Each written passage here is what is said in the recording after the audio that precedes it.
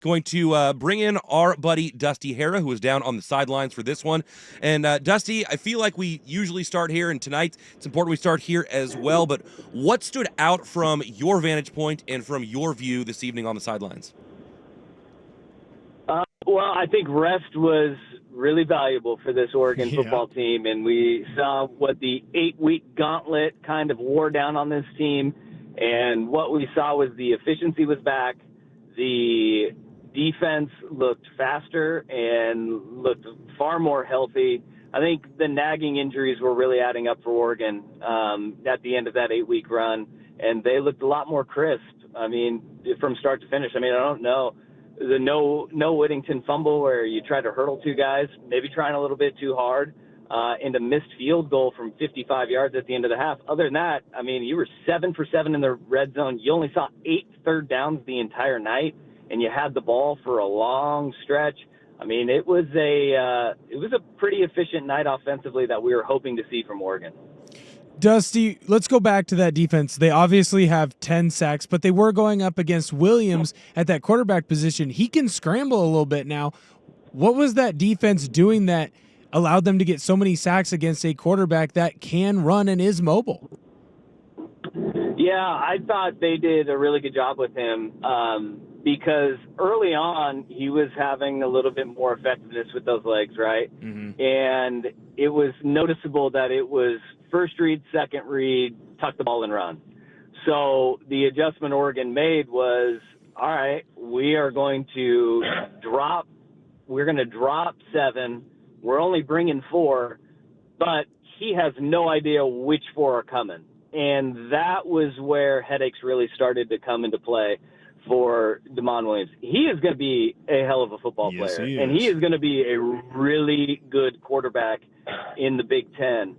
But right now, this was his first start, and I think Oregon really took advantage of mixing up the looks, mixing up the fronts.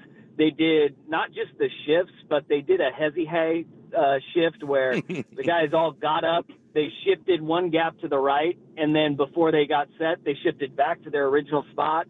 His head was spinning, and it was where he didn't know where the pressure was coming from, and I thought Oregon was really disciplined in the way that they filled and scraped, right? Because you want to set an edge, you want to set your contain, and then scrape down the line. And I thought Oregon didn't do a great job of that a couple of times, but for the most part, they did a really good job of bottling him in and taking away those running lanes that he thought was going to be there.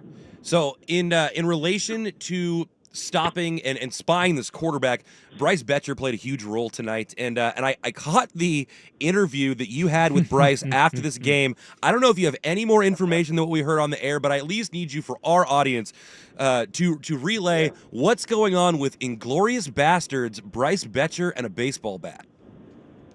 Yeah, so the captains came out, and they come in through the tunnel before the rest of the team does. And Tez, Bryce, Patrick Herbert, and, oh boy, I'm spacing on who the last one was.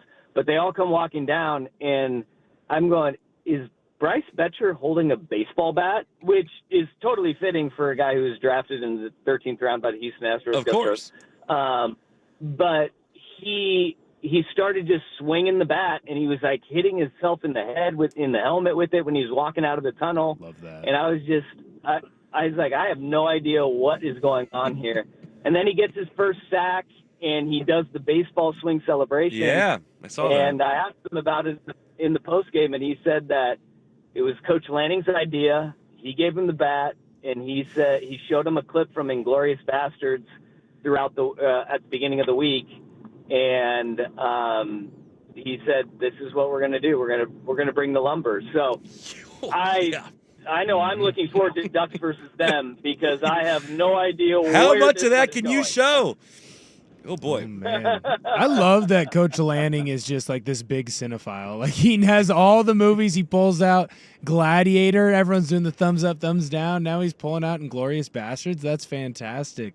Dusty, we saw Tez Johnson get back in the lineup for the first time since the Michigan game. What did you notice with how they were using him in this game as they worked his way back? But also, how did Tez look to you running his routes, catching the ball? Is he looking like he's healthy? To be quite frank, I thought they were using him as a decoy for the entire first half. You would see him go in motion, and he'd flare out just into the flat, and he would be doing jumping jacks, and 3 guys would go with him, and they'd go somewhere else with it.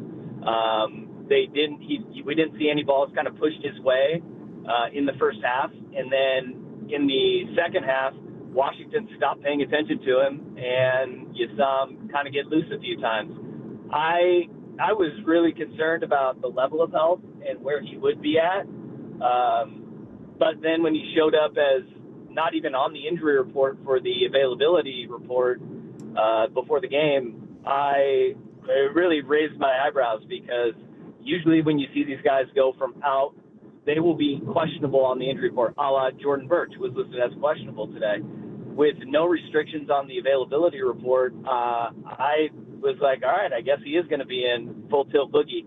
Didn't return punts, except for the one time they used him as a decoy on a punt, where they stacked him in front of Gary Bryant Jr. to draw attention on the punt return. But I feel like they wanted to limit the contacts with him, and maybe as the game went on, pops in and my shoulder feels okay. I'm excited to see what he does in the Big Ten championship game and moving forward, because that what we saw from him was he was not restricted. He was even backup, and I was surprised at that, because I thought he would be the first guy to get the hook. But first half he was a decoy. Second half, I mean, they went to him obviously for the touchdown, a big third down where he made a catch on the sideline and drew a hold. He's a weapon, man, and his speed kills. I think Tez is going to be totally fine moving forward. So, Dusty, going into this game, 60% of Dan Lanning's losses had come to the Washington Huskies. Hard to believe, a staggering number, but he finally gets a win against them. He's not going to make anything about that, but how big do you think that feels for him and his staff to finally kind of flip over the one opponent that they couldn't get over on? I think it's big. I think it is big just because of the storyline that people made it, to do it emphatically in the way that they came out on both sides of the football. I mean, when your offense has 0 negative plays on the night, that is with authority. 7 for 7 in the red zone, like I said earlier, only 8 third downs, and then your defense setting a school record for sacks. I mean, it wasn't like Dan Lanning has a Washington problem. Kalen DeBoer in that Washington team was really damn good for a couple of years, one of the best teams in the country. But, yeah, I mean, Dan Lanning now has beat every team he has faced with the exception of Georgia. And he's in his 3rd year as a head coach, and I think that is pretty impressive when you put the context of he's playing in a new conference for the first time as well. But I think that beating Washington, it meant a lot to him. And I think more so like the reaction of the seniors and the guys that were on the team last year, that win meant a lot to them, because that was their last hurdle to climb, especially last year's team, right?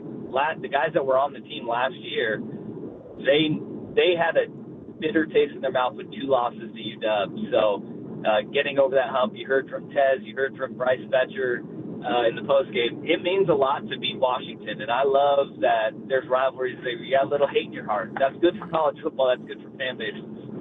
Yes, sir. Dusty, just to get you out here on this one, can you already taste St. Elmo's Steakhouse? Oh, man. We were in Indy for the Purdue game, and we got in so late, St. Elmo's was closed when we got in. So, well, when do you get in this time? Do you get in with a little extra prep, a little extra time this time? Well, that's where you're going to do your prep, of course. Look, I don't even have like a travel itinerary yet for Big Ten championship, but I'm assuming like if it's like most road games, and it's going to be a late kick for the Big Ten championship, so you don't need to change the body clock at all. I'd imagine we leave on Friday, but I don't know, because I don't have that yet. But if it's Friday, hopefully we get there with enough time, because I need to see what the shrimp cocktail is all about. I need to see where all the business is done at the NFL Combine. I have to get to St. Elmo's. Yeah, You have to. I want one of those cocktails as well. Dusty, two quick things for you. One, need a vibe check. You're the only man we talked to who is behind the scenes around the locker room. What are things like behind the scenes tonight? And then additionally, what do we got coming up on the program? Well, the vibes are very high. Vibes were really high. I mean, guys, like 12-0. They're the only team that's undefeated in college football right now. And the weird thing about it is that it's not like they acknowledge the 12-0. They drink the Kool-Aid, man. And whatever it is about the 1-0, they just celebrate that 1-0. And they haven't had one in the loss column yet. So vibes are through the roof. And this week on the program, Cole was down here today, and he was boots on the ground, and he was wrangling interviews for us for the future. But we only saw it fitting that this week we bring on the great Anthony Newman. He's a state champion head coach. Heck yeah. He's now a 6-time state champ in the high school football ranks, and he's a University of Oregon legend and the OG number 8. So Anthony Newman will be on the pod this week. Love it. Absolutely love it. Well, we will look forward to listening to that, as well as Danny and Dusty from noon to 3, Monday through Friday, as we get set for this Ducks Big Ten championship game next Saturday against Penn State. Thanks for the time, Dusty. Travel safe. All right, fellas. Have a good one. That is Dusty Harrah. You hear him on the sidelines. You hear him on the Ducks pregame show. You hear him here with us, and you hear him, Danny and Dusty, 12 to 3, right here on 1080 The Fan, Monday through Friday.